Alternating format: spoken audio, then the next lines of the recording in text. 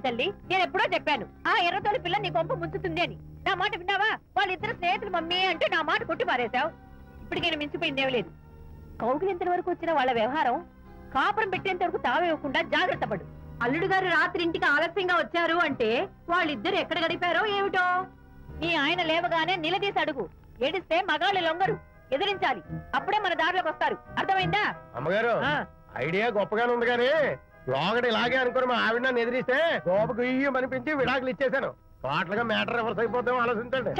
నీ పని నువ్వు చూసుకో. నేను అదే అంటున్నాను అమ్మగారు, ఎవరి పనాలు చూసుకోవడం మంచిదే, లేకపోతే బతుకు పాసెట్టేసిన బిర్యానీ అయిపోతాయి.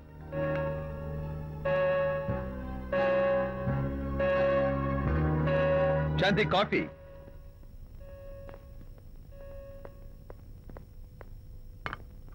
Good morning.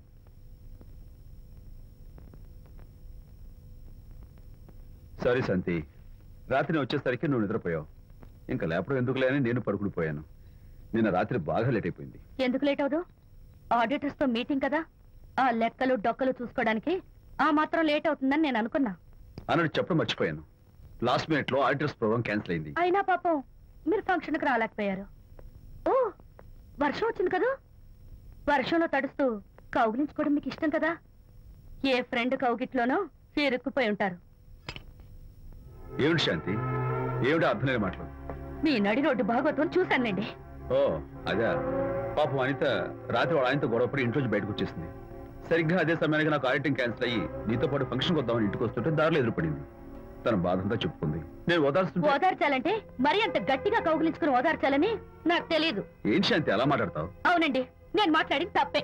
ఆవిడ గారు మీరు క్లోజ్ ఫ్రెండ్స్, మీకు ఆవిడకి మధ్య చాలా ఉంటాయి. అవన్నీ మీరు నాకు చెప్పవద్దు, నేను విన్నవద్దు.